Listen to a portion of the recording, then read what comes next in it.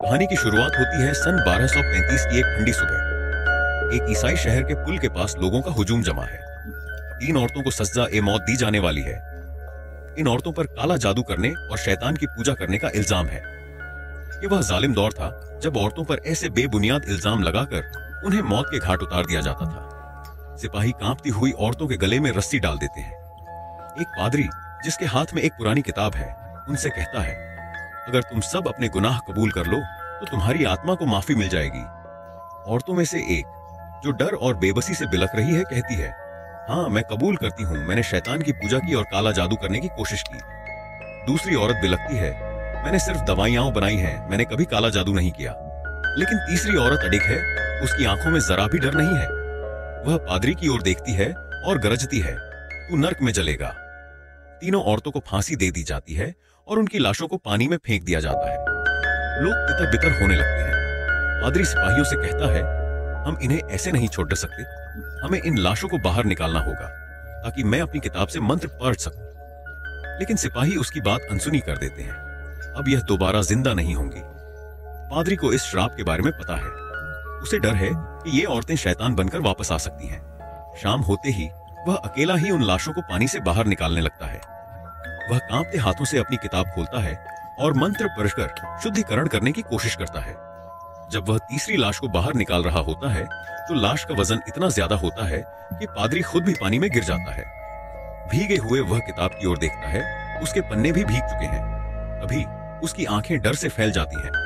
तीसरी औरत जिंदा हो गई है, लेकिन वह अब इंसान नहीं बल्कि शैतान का रूप ले चुकी है। वह एक भयानक चीख के साथ पादरी की किताब को जला देती है और उसे उसी पुल से फांसी पर लटका देती है। 100 साल बीत जाते हैं। ईसाई धर्म दुनिया भर में फैल रहा है, लेकिन इसके साथ ही खून खराबा भी बढ़ा रहा है। 2 ईसाई योद्धा बेहमान और फेल्सन धर्म के नाम पर लड़ डसते हैं। वे दोनों बहादुर और निडर हैं और कई सालों से युद्ध में अपना लोहा मनवा रहे हैं।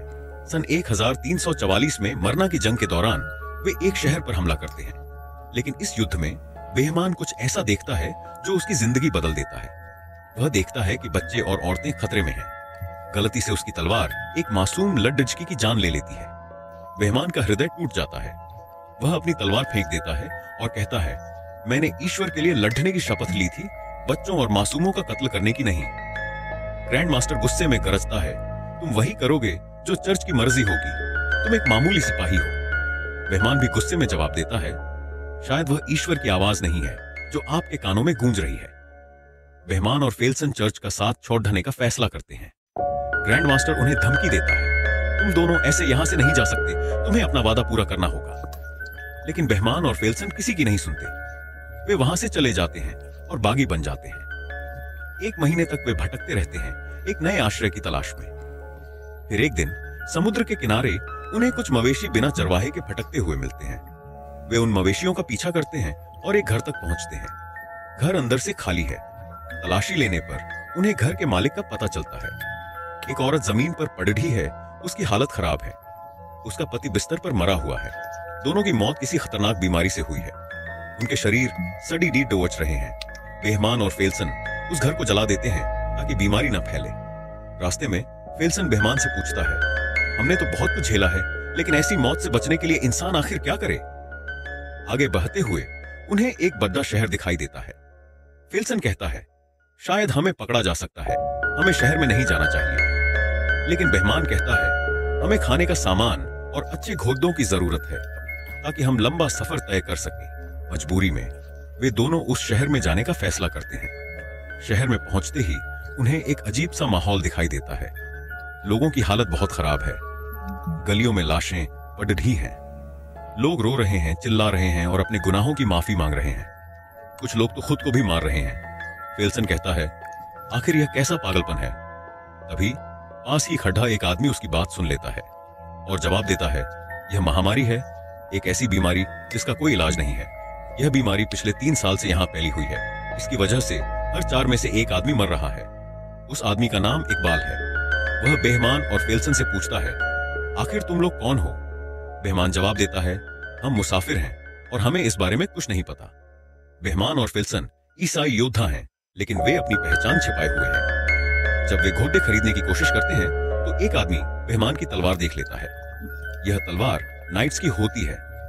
यह बात जंगल की आग की तरह फैल जाती है और शहर के सिपाहियों को खबर मिल जाती है कि ये दोनों नाइट्स हैं और जंग से भागे हुए हैं। सिपाही उन्हें पकड़ने आते हैं। बेहमान और फेल्सन बहादुरी से लड़े डटे हैं, लेकिन आखिरकार हार मान लेते हैं। उन्हें कार्डिनल के पास लाया जाता है। कार्डिनल भी इस बीमारी का शिकार हो चुका है और बिस्तर पर पड़ा हुआ है। कार्डिनल उनका नाम पूछता है। नाम सुनते ही वह चौंक जाता है और कहता है, मैं तुम दोनों को जानता हूं, तुम्हारी जीत की कहानियां दूर दूर तक मशहूर हैं। कार्डिनल उन्हें बताता है, यह महामारी हमारे लोगों को खत्म कर रही है। असल में यह नर्क से भेजा गया एक श्राप है। इसे एक जादूगरनी ने काले जादू से हम पर डाला है। अब वह जादूगरनी पकड़ी गई है और उसने खुद ही यह माना है। कार्डिनल आगे बताता है, इस श्राप को खत्म करने का एक ही तरीका है। जादूगरनी को सेवे के गिरजाघर ले जाना होगा। वहां के सन्यासी ही इस श्राप को खत्म कर सकते हैं। बेहमान पूछता है, मेरा इस सबसे क्या लेना देना? कार्डिनल कहता है, यह काम हम नहीं कर सकते, लेकिन अगर तुम मदद करो तो जादूगरनी को सेवे तक ले जाया जा सकता है। क्या तुम चर्च की सेवा करना चाहोगे? बेहमान इस काम को करने से मना कर देता है।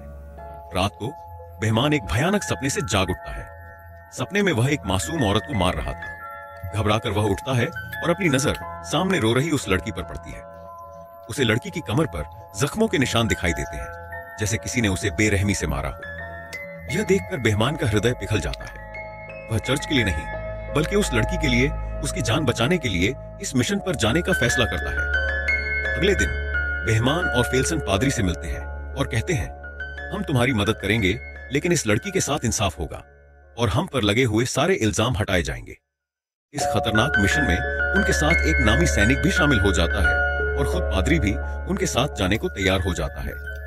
पादरी के पास एक नक्शा है जो उन्हें सेवे के गिरजाघर तक पहुंचा सकता है, लेकिन यह 900 मील का लंबा और खतरनाक सफर है जो ऊंचे ऊंचे पहाड़ों से होकर गुजरता है। बेहमान और फेल्सन सिर्फ नक्शे पर भरोसा नहीं करना चाहते। उन्हें किसी ऐसे व्यक्ति की जरूरत है जो पहले सेवे जा चुका हो और वापस भी आ चुका हो, कोई ऐसा जिसे रास्ता याद हो। पादरी उन्हें एक कैदी के पास ले जाता है जिसे धोखाधड़ी के इल्जाम में जेल में डाला गया है। बेहमान उस कैदी को एक डील ऑफर करता है, अगर तुम हमें सेवे तक ले जाओ तो तुम्हारे ऊपर लगे इल्जाम खत्म कर दिए जाएंगे। कैदी इस डील के लिए तैयार हो जाता है। अब वे सब तैयार हैं इस खतरनाक सफर के लिए। उनके साथ पादरी और एक सैनिक है और रास्ता दिखाने वाला एक कैदी भी। वे लड़की को एक बग्घी में लेकर जाने वाले हैं। जब वे लड़की को लेने के लिए काल कोठरी में जाते हैं तो वह उन पर हमला कर देती है, लेकिन फेल्सन उसे बेहोश कर देता है और फिर वे उसे लेकर चल पड़ते हैं। जैसे ही वे शहर से बाहर निकलते हैं, वहां के कार्डिनल की भी मौत हो जाती है। रास्ते में कैदी लड़की को देखता है और पादरी से पूछता है, क्या यह हमें धोखा दे रही है? पादरी उसे समझाता है, अपना ध्यान कहीं और लगाओ, यह तो सिर्फ तुम्हें डराने की कोशिश कर रही है। कैदी कहता है, तुम्हें कैसे पता कि यह लड़की जादूगरनी है और श्राप देने वाली भी यही है? पादरी कहता है, यह गांव में मिली थी। यह कुछ ऐसी बातें कर रही थी जिसे कोई भी नहीं समझ पा रहा था, और जैसे ही इसे हमारे शहर में लाया गया, 7 दिन बाद महामारी फैल गई। जहां से भी यह गुजरी वहां का यही हाल हुआ। कैदी कहता है, हमारे गांव में किसी लड़की के आने की खबर नहीं सुनी, फिर भी वहां महामारी आई है। चलते चलते बेहमान और फेल्सन के बीच भी बातचीत होती है। फेल्सन कहता है, कोई हमारा पीछा कर रहा है। जब वे रुकते हैं तो उस पीछा करने वाले को पकड़ लेते हैं। पादरी कहता है, यह कार्डिनल के यहां काम करने वाला एक मुलजिम है, इसका नाम के है। बेहमान कहता है, अच्छा यही होगा कि तुम यहां से चले जाओ। लेकिन के कहता है, नहीं, मैं तुम लोगों के साथ जाना चाहता हूं, तुम सबकी सेवा करना चाहता हूं, बदले में आप मुझे एक नाइट बना देंगे। फेल्सन उसे हंसी में उड़ढ़ा देता है। लेकिन फिर कुछ देर बाद एक लड़ाई होती है जिसमें के फेल्सन को हरा तो नहीं पाता, लेकिन उसका डटकर मुकाबला करता है। इस बात से बेहमान इंप्रेस्ड हो जाता है और उसे अपने साथ इस सफर में शामिल कर लेता है। के बेहमान और फेल्सन की लड़ाइयों की तारीफ करता है। जब बेहमान लड़की को खाना और कंबल देने जाता है तो वह लड़की उससे कहती है, तुम बाकी सब की तरह नहीं हो, तुम अच्छे इंसान हो। फिर वह पूछती है, सेवे में मेरे साथ क्या होगा? बेहमान जवाब देता है, इंसाफ होगा। लड़की एक कहानी सुनाती है। हमारे गांव में एक औरत पर काले जादू का इल्जाम था। लोगों ने उसके जेबों में पत्थर भर दिए और उसे पानी में डुबो दिया। उन्होंने कहा था कि अगर यह औरत डूबी तो यह एक इंसान है, और अगर नहीं डूबी तो यह एक चुड़ैल है। वह औरत नहीं डूबी और उसे जिंदा जला दिया गया। बेहमान उसे भरोसा दिलाता है, हमारे साथ ऐसा कुछ नहीं होगा। साथ ही वह पादरी की तरफ इशारा करती है। बेहमान पूछता है, क्या पादरी ने तुम्हें चोट पहुंचाई? लड़की सिर हिलाकर जवाब देती है, हाँ। रात बिताने के लिए वे जंगल में रुकते हैं। पादरी सबसे कहता है, हमें पहरा देना होगा। यह पहले पहरा देता है। वह उस लड़की की तरफ देख रहा है। कुछ घंटे बाद जब पादरी उसके पास आता है तो केय कहता है, यह लड़की मुझे मेरी बेटी की तरह लग रही है। यह सुनकर लड़की उदास हो जाती है। जैसे ही केय जाने वाला होता है, लड़की रोने लगती है। वह कहती है, मुझे इस पादरी के साथ अकेला मत छोड़ो। केय पूछता है, तुम्हें इससे डर क्यों लगता है? लड़की केय को पकड़ लेती है। उसे बचाने की कोशिश करते हुए जैसे ही पादरी आगे आता है, लड़की पादरी का हाथ जख्मी कर देती है और उसके गले से चाबी ले लेती है। फिर वह वहां से भाग जाती है। यह शोर सुनकर बेहमान और फेल्सन वहां पहुंचते हैं। पादरी से पूछते हैं, क्या हुआ? पादरी बताता है, वह लड़की भाग गई। वे सभी पास के गांव में जाते हैं ताकि उसे पकड़ सकें। उस गांव में भी महामारी फैल चुकी है। वहां ज्यादा लोग नहीं हैं, और जो हैं वे बीमार हैं। फिर लड़की अपनी शक्तियों का इस्तेमाल करने की कोशिश करती है। जैसे ही एक ग्रामीण को वह अपनी बेटी जैसी लगती है, वह उसकी ओर बढ़ता है। केय को लगता है कि शायद वह उसे मारने के लिए बढ़ रहा है। वह अपनी तलवार आगे करता है और गलती से उस ग्रामीण की मौत हो जाती है। यह देखकर केय बहुत घबरा जाता है और बार बार कहता है, ये मैंने क्या कर दिया? ये रुक नहीं रहे थे। मैंने इन्हें रोका था, लेकिन वे मुझे मारने के लिए बारच रहे थे। इसी बीच वह लड़की भी मिल जाती है। वह रोते हुए कहती है, मुझे वापस मत ले जाओ। मुझे वहां से भागना पड़ा क्योंकि वह मेरे साथ बुरा करता था। असल में उसका मतलब पादरी से था। सभी बहुत दुखी होते हैं केय के किए पर और उस बेचारे ग्रामीण की मौत पर। अगली सुबह लड़की को वापस बग्घी में कैद कर लिया जाता है और वे फिर से सेवे की ओर अपना सफर शुरू करते हैं। जाने से पहले पादरी बेहमान से कहता है, तुम और बाकी सब लोग अपनी पर्सनल बातें जादूगरनी के सामने मत करना, क्योंकि वह इन बातों का इस्तेमाल हमारे खिलाफ कर सकती है। कल रात के अपनी बेटी के बारे में बात कर रहा था और जादूगरनी ने वह सुन लिया। चलते चलते वे लोग एक पुराने और खतरनाक पुल के सामने रुक जाते हैं। पुल रस्सी और लकड़ी से बना है और बहुत कमजोर हो चुका है। एक आदमी कहता है कि वह 90 साल पहले यहां आया था, तब यह पुल अच्छी हालत में था, लेकिन अब यह बहुत खतरनाक हो गया है। फिर भी वे पुल पार करने का फैसला करते हैं। वे बग्घी को रस्सी से बांधकर धीरे धीरे आगे बढ़ाते हैं। इस दौरान पुल टूटने लगता है कि यह गिरते गिरते बचता है, लेकिन लड़की उसकी जान बचा लेती है। इसी तरह वे पुल पार कर लेते हैं, लेकिन जैसे ही वे दूसरी तरफ पहुंचते हैं, पुल पूरी तरह से टूट जाता है। अब वे एक घने और खतरनाक जंगल में दाखिल हो जाते हैं, जहां रास्ता साफ नहीं दिख रहा है। मजबूरी में वे जंगल में ही रात बिताने का फैसला करते हैं। रात में बेहमान लड़की के पास जाता है और उसे धन्यवाद देता है कि उसने पुल पर उसकी जान बचाई। लेकिन लड़की कुछ ऐसी बातें कहती है जिससे बेहमान को उस पर शक होने लगता है। आधी रात को बेहमान एक बुरे सपने से जाग उठता है। वह देखता है कि एक आदमी हथियार लेकर बग्घी के पास खड़ा है। बेहमान चौंक जाता है, इसकी वजह से हम सब मारे जाएंगे, इसे मार डालो। तभी फेल्सन वहां आता है और उस आदमी के हाथ से हथियार छीन लेता है। उसी समय लड़की उनकी बातें सुन रही होती है। अचानक वह भेड़ियों जैसी आवाजें निकालने लगती है। इससे पहले कि कोई कुछ समझ पाता, भेड़ियों का एक झुंड उन पर हमला कर देता है। भेड़ियों से भागते समय एक मार्ग उनका शिकार बन जाता है। वे उसे बचा नहीं पाते। इस बात से बेहमान बहुत दुखी होता है। अगली सुबह बेहमान लड़की को मारने का फैसला करता है, लेकिन पादरी बीच में आकर कहता है, मैं तुम्हें ऐसा नहीं करने दूंगा। बेहमान उसे दूर धकेल देता है। तभी फेल्सन वहां आता है और बेहमान से कहता है, मंजिल पास है, हम सेवे पहुंच गए हैं। बेहमान अपना इरादा बदल देता है और गिरजाघर की ओर अपना सफर जारी रखता है। रास्ते में फेल्सन कहता है, जब यह सब खत्म हो जाएगा तो मैं उस जगह जाना चाहूंगा जहां मेरा जन्म हुआ था। जब वे गिरजाघर पहुंचते हैं तो देखते हैं कि वहां के सभी सन्यासी महामारी के कारण मर चुके हैं। पादरी एक प्रार्थना की किताब उठाता है। अब वह अकेला ही बचा है। वह लड़की पर कुछ मंत्र पढ़ने की कोशिश करता है, लेकिन तभी लड़की का असली राज सामने आता है। वह सबका अतीत बयान करने लगती है। बेहमान को एहसास होता है कि वह अपने पापों को छुपाने के लिए एक मासूम लड़की की जान बचाने की कोशिश कर रहा है। लड़की कहती है, धर्म के नाम पर हुई लड़ाइयों में महामारी से ज्यादा लोग मारे गए। तभी पादरी को समझ आता है कि यह लड़की जादूगरनी नहीं है, बल्कि इसके शरीर पर एक डीमन का कब्जा है।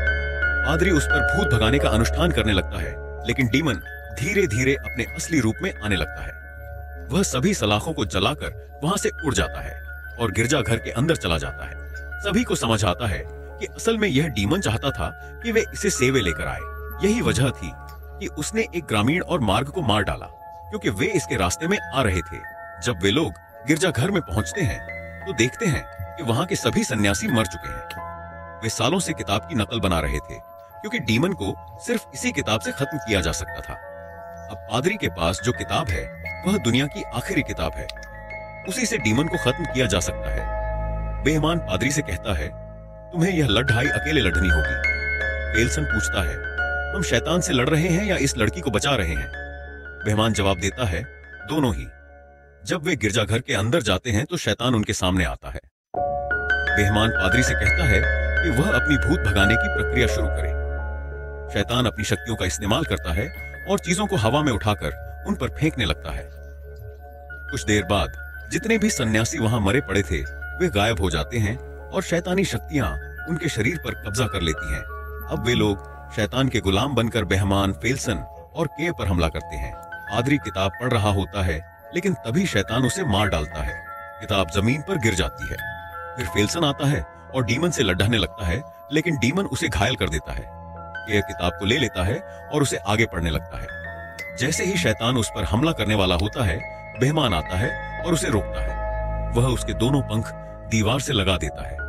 डीमन अपनी शक्तियों का इस्तेमाल करता है और बेहमान को मारने की कोशिश करता है, लेकिन बेहमान हार नहीं मानता। जब मंत्र पूरा होता है तो डीमन नर्क में वापस चला जाता है और वह मासूम लड़की अपने असली रूप में आ जाती है। इस लड़ाई में सिर्फ ए और वह लड़की बच जाते हैं, बाकी सभी मर जाते हैं। वे दोनों उन सभी को वहीं दफनाते हैं। फिर लड़की बेहमान और उसके साथियों का शुक्रिया अदा करती है, क्योंकि उन्होंने उसकी जान बचाई और उसे अंधेरे से निकाला।